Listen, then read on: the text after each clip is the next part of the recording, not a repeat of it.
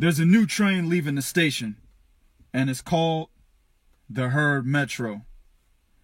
How is it that a guy who wasn't a standout amateur, right? Who wasn't in the newspapers on a national level, a guy who wasn't talked about amongst boxing enthusiasts as saying, man, when this dude turns professional, he's about to be that dude, right? How is it that a guy who had under 50 amateur bouts, who only made it to the national level once, only to lose in the semifinals, who literally stayed regional, he won 3 regional titles, but, you know, when we look at our fighters, our professional fighters, and we look at their amateur careers, we expect to see some shit all the way down to when they were 4 years old. He had been labeled as that guy, right? How does none of this happen for Jarrett Hurd, but he ends up emerging as a professional to be one of the best fighters in the sport? No matter how you view his style, no matter how you view his popularity, no matter how much he gets hit, he has become the unified champion at 154 pounds by defeating what everyone saw, majority of people anyway, saw as the top dog in the division, right? So how does he emerge as the unified 154-pound champion, but he doesn't really have an amateur career to back what he has become? I'll tell you. And it's exactly what I always talk about on this channel. See, I've had cats come and say, oh, 2K, that doesn't matter. Well, this is a good example of why it does. It's because Jarrett Hurd has the correct fighter's mentality. Not only does he want to fight everyone, and I talk about it in this video that you're about to listen to. You know, you can go as far back as before he was even a known name, saying that he wants to be undisputed champion. But it's not necessarily about the fact that he will fight everyone. It's also about the fact that he has the heart, will, and determination when he's in the ring to get the job done. It's kind of like in football, right? You can have a quarterback that's doing okay the entire game. He's not great and he doesn't suck. He's just average. But he's in a close game. And in that close game, he is called upon to make the decision, the choice needed to win the game for his team, right? And at that moment in time, he transitions from being an average quarterback to being the best quarterback in the fucking league. And at that moment in time, when he made that transition, when he told himself, hey, I have to win this, he went out there, he made the right choice, and won the game for his team. It's the same thing with Jarrett Hurd.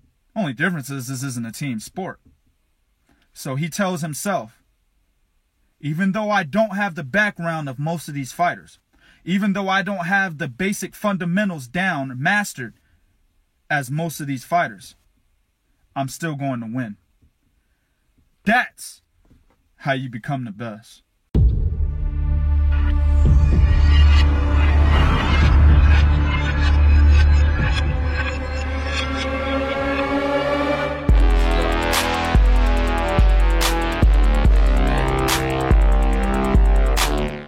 What's good, YouTube? It's your boy 2K here. Shout out to the movement and everybody who's moving with us. Man, we had a motherfucking fight of the year candidate. What we saw last night was exactly what all fans in the sport of boxing can appreciate, right?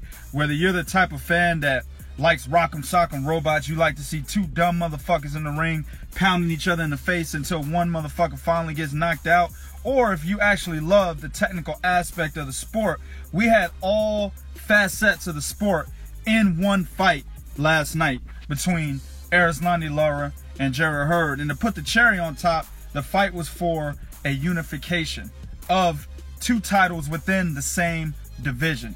Man, there's the only thing we could ask for better was to have that same fight be for the undisputed crown, right? All 4 belts in the same division. But we'll take 2. You know what I'm saying? And Jarrett Hurd comes out of that fight with a split decision win, it going all the way down to, I believe, 37 seconds left in the fight, where a knockdown made the difference. Now, I had Jarrett Hurd winning that round, right, slightly, but let's say if he didn't knock Erislandy Lara down and he continued to do what he was doing for the last 37 seconds in that round, I would have gave the round to Jarrett Hurd, but the fight would have been a majority draw. You know what I'm saying? One judge had Erislandy Lara winning, and then the other 2 would have had the scorecards the same, right? But with that knockdown, it swayed the other 2 scorecards by 1 point in Jarrett Hurd's favor. And if they would have given Erislandy Lara that 12th round, if one of those judges would have given Erislandy Lara that 12th round, if the knockdown didn't happen, Lara would have left the fight as the unified champion and not Jarrett Hurd. That's how close this fucking fight was, right? And that's exactly what we seen throughout the entire 12 rounds. There was no robbery. You got niggas out there saying this shit was a robbery. Motherfuckers talking about Erislandy Lara outworked him, outclassed him, outboxed him. Get the fuck out of here. Are you kidding me? And this is a guy that was going for Erislandy Lara, right? Why can't we just have great fights in the sport of boxing, okay? And just appreciate what the fuck you just seen. Appreciate what we got. This was a close fight through and through.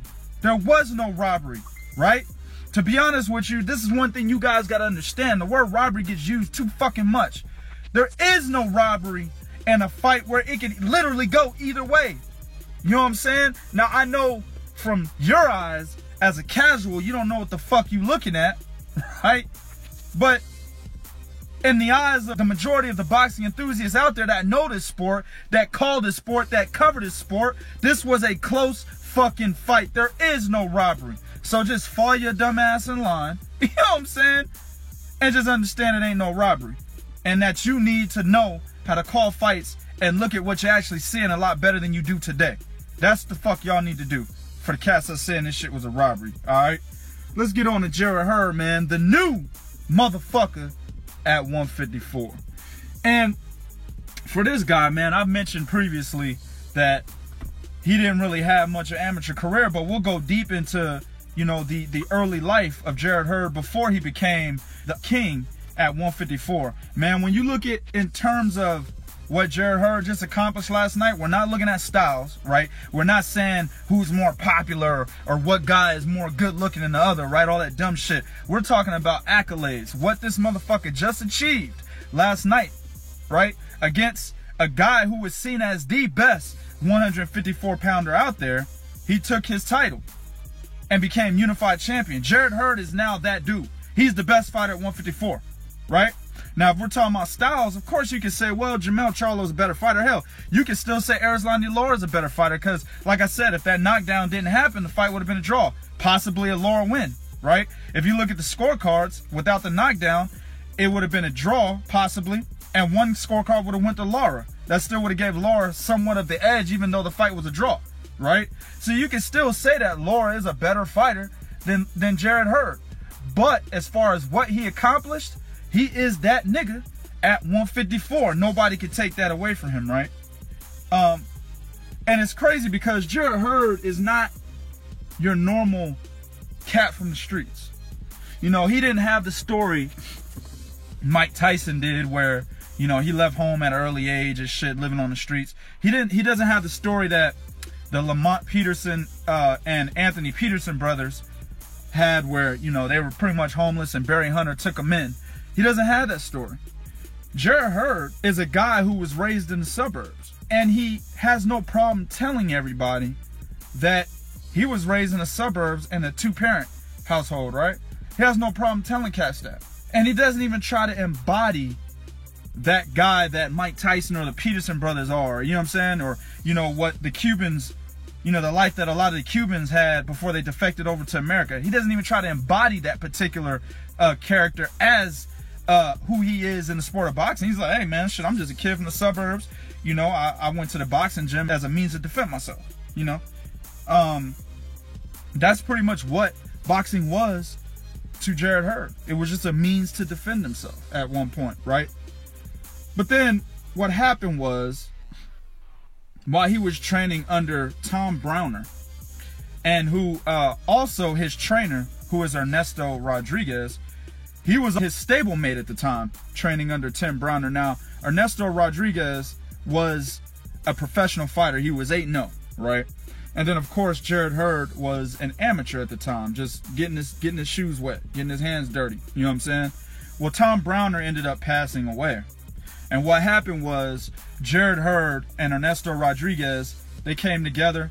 They got an agreement to where Ernesto pretty much retired at 8-0 and said, I'll train you, right? So the two formed the fighter-trainer relationship that you see today, which ultimately has worked for them and has led Jarrett Hurd to being the unified champion at 154 pounds, right? Now, with him seeing boxing as just a hobby, right? Just a means to defend himself, with him being that, you know, suburban kid, you know, didn't have the hardships as most boxers did, you know, didn't see boxing as a way out of the hood, a way to get paid, you know what I'm saying, a way to stop, you know, to come out of being homeless, right? Well, the kid was working at Safeway while doing amateur boxing. So his amateur career wasn't really fueled by any type of possibility of him not having a future for himself, right? The kid had a future for himself regardless of if he joined boxing or not, right? So while there not being any type of stipulation on whether or not he could survive, well, he didn't really take amateur boxing too seriously, right? I mean, he only had like, I think 40 fights. I think his amateur record was 32-8.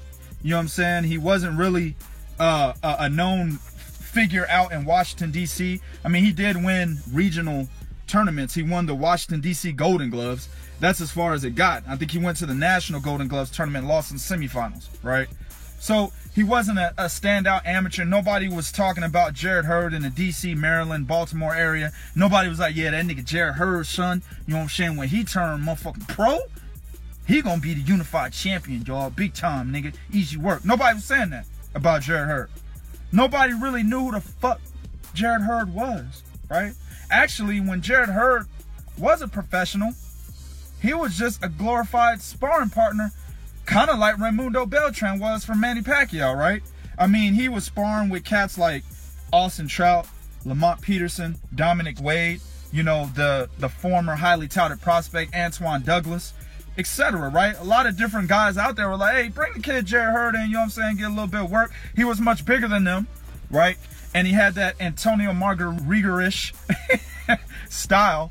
So they were like, yeah, you know, bring a big body in here, you know, lean him on me and shit. You know what I'm saying? Give me a situation where I got to fight the bigger guy, right? And that's what they used him for. He still wasn't anybody nobody thought was going to be this big time contender, was going to have this big name in the sport. Nobody thought that about Jarrett Hurd. You know what I'm saying? And that's what makes this win much more special. But in between the details, the brand, Jarrett Hurd, the name that is Jarrett Hurd, was coming. And a lot of cats wasn't ready for it. You can go as early as before he defeated Frank Galarza, which was the fight that put him on my radar. Frank Galarza was an undefeated Brooklyn prospect that he wasn't, I wouldn't say he was highly touted like many other fighters were, but he had good hopes. A lot of people thought he was going to be somebody. And he's still fighting. He still has an opportunity to be that dude. But when he was knocked out by Jarrett Hurd in the 5th round, that kind of stinted Frank Galarza's momentum. But as far back as that fight, you can catch Jarrett Hurd talking about how he's looking to fight Jermall Charlo, who was the WBC champion at that time. I think before the Jojo Dam fight, let me say that. He said, and I quote, that's the guy we're looking for. That's the guy we're looking at. You know, the WBC crown is the most prestigious title in boxing, and he happens to have it, so that's the guy I want. Now, at that time, everybody was like, this nigga right here, this Odell Beckham looking ass nigga. He didn't look like him back then. I think he just dyed his hair more recently. But, you know what I'm saying, cats was laughing at Jarrett Hurd, or they just kind of shrugged him off like, yeah, you know, he a young prospect. You know, little niggas talk. You know what I'm saying? But they didn't know that name was coming. And it has finally arrived. let's get into this fight a little bit. It's amazing because Jarrett Hurd, when you look at him fight, you're like, man, he gets hit too much. He kind of plods. He's slow. His hand speed is not too fast, right? He's got his hands down most of the time. He will go up in kind of a shell defense, but when he's looking to stalk his opponent, he allows himself to be hit, right? It's almost an easy game plan for a boxer. Just throw the 1-2, jab, straight right or straight left if you're southpaw, and move. That's it. All night long, 12 rounds. When you watch Jarrett Hurd fight, that's what you come away with. If you're a boxing enthusiast, you know how to call fights. You know how to, compare and contrast styles, right? Develop a well-educated analysis of a fight on paper. That's what you come up with. But Jarrett Hurd is the perfect example of a guy who could go around telling other people who don't get in the ring that it's a totally different ball game when you're actually in the ring with him. See, a lot of fighters say that, yeah, you ain't never fought a nigga like me. Shit, the cat Nathaniel Gallimore said that to J-Rock in their final press conference. And stay tuned for the Nathaniel Gallimore roast promo. It's coming, word up. But he said that same shit. Yeah, you ain't never fought a motherfucker like me. Fighters say that all the time. But see, Jarrett Hurd, he actually embodies that idea just by the way he fights, right? It seems that for the majority of the fight, Jarrett Hurd is a guy who is losing. It's clear to us that he's going to lose a 12-round decision. But eventually, what people don't notice, I don't want to say eventually, but what people don't notice is that he's actually slowly breaking his opponent down, right? The body work of Jarrett Hurd is something that a lot of people don't see. And he's already a big guy, right? To the point where a lot of motherfuckers are saying he's weight bullying. I'm not going to get into that in this video. Look, the motherfucker's able to get down to 154. Canelo did it for a long time. A lot of motherfuckers didn't say shit about Canelo weight bullying until he started his own 155-pound Canelo weight division. I talked about Canelo weight bullying for fucking a very long time, but cats will come on my channel, 2K, you motherfucker. You know how they act. So I'm not going to say it about Jarrett Hurd now. You know what I'm saying? But it is what it is. He still gets down to 154. Erislandy Lara knew how big he was, right? Tony Harrison knew how big he was. Austin Trout knew how big he was. And all these guys still took the fight on the strength of the fact that, or the idea that they felt that their style and what they're able to do in the ring could defeat him no matter the size. So that's not a motherfucking excuse here, right? But anyway, he's a bigger guy, so he's imposing his will on his opponent. And a lot of people don't really see that subtle imposition of his will and the ability to work the body and put water in the tank, you know, from the blows of a bigger man. People aren't seeing that shit. It's kind of like the inside work that Andre Ward used against Sergey Kovalev. A lot of motherfuckers didn't see that in the first fight. His inside work was underrated, big time. It's the same situation here with Jarrett Hurd. Now, in Erislandy Lara's case, he made it a bit easier for Jarrett Hurd to get that inside work in because he stayed in the pocket for the majority of the fight, right? And I was telling a lot of people after the fight, you know, people were like, oh, you know, Erislandy Lara can't move the way he used to move. Yes, he can. Erislandy Lara can still move. He showed that he can still move against all the guys that he's fought when he was defending the WBA Super Crown. You know, he kind of was just going through the motions because he wasn't really fighting big name fighters. You know what I'm saying? He was still able to move, though. He moved against Terrell Gasha.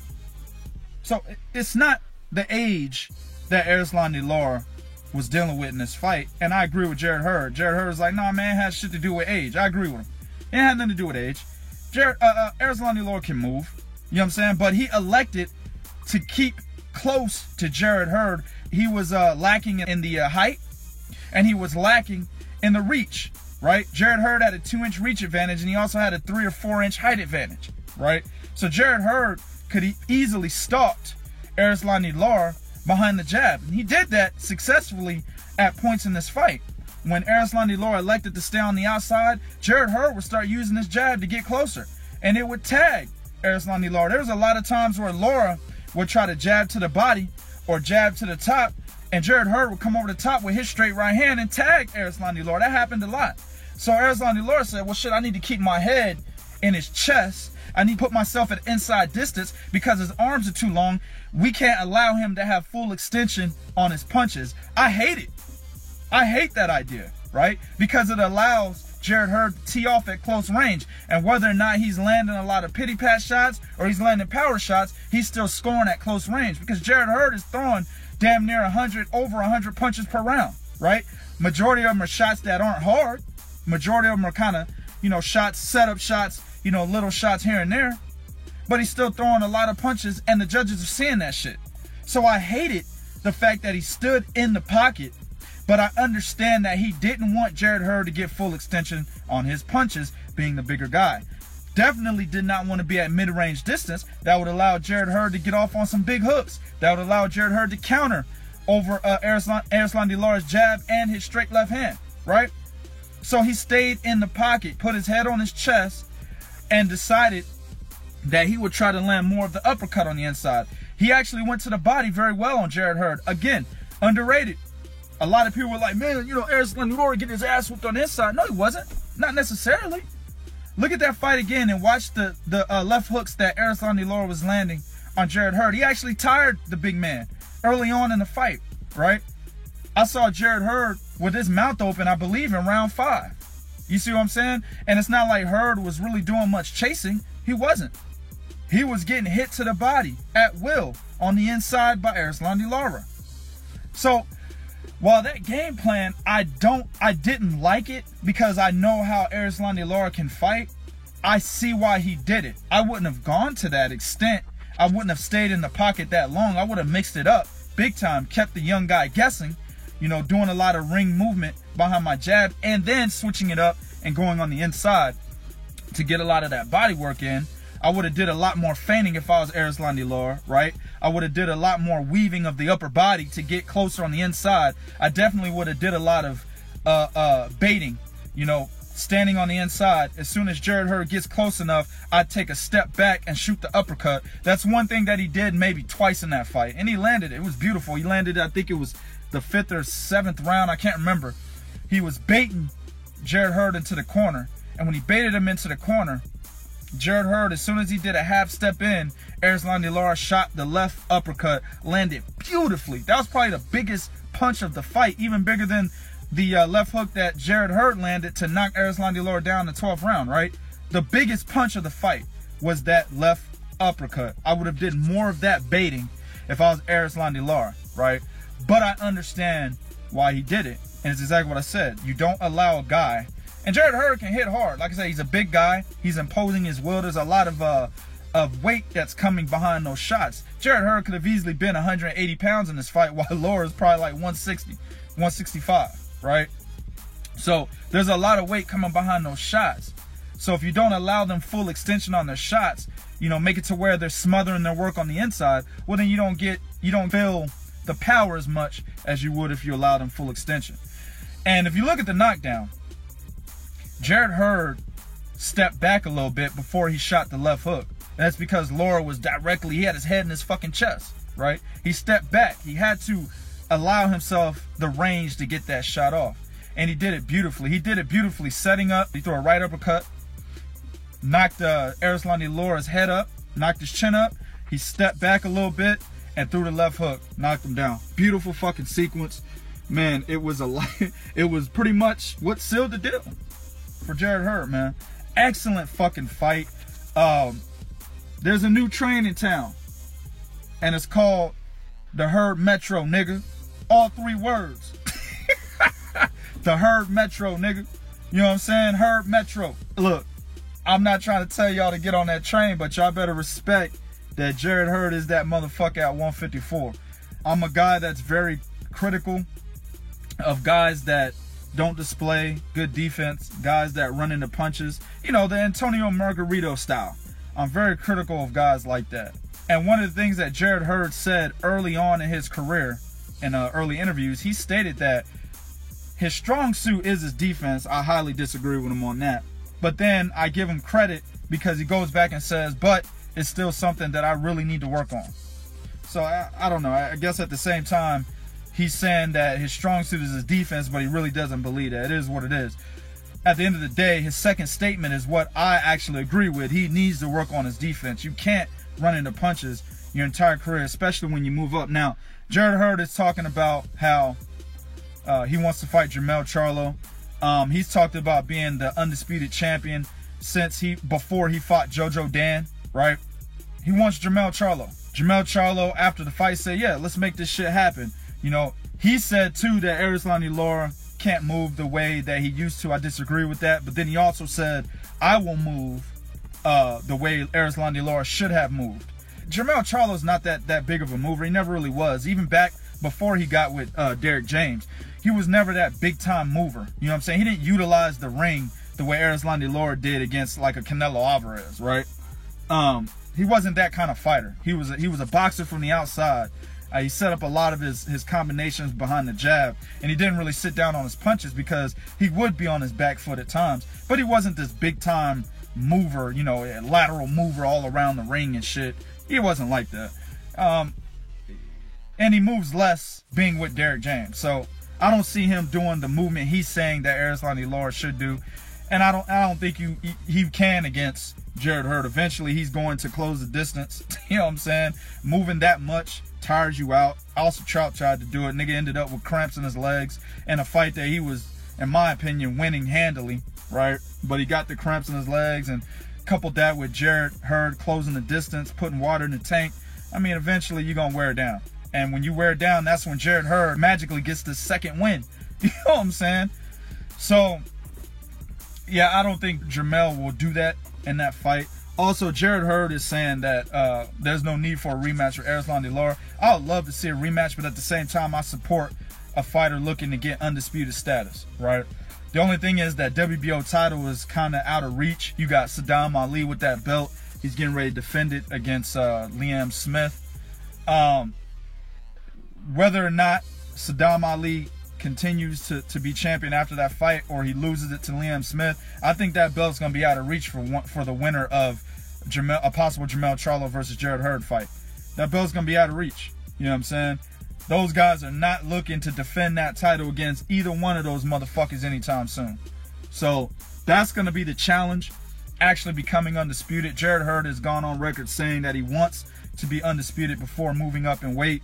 We'll see, man, but he does need to work on that defense before he moves up in weight, man. It could be trouble for him, especially being the bigger guy he is. He could easily make it to 168.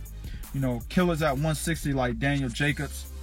You know, you got Canelo still there, even though that nigga's cheating right now. You know what I'm saying?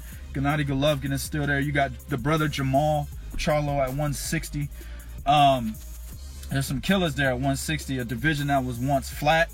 It's actually got a little bit of life in it. And I think that if Jarrett Hurd doesn't work on that defense, he will have trouble there.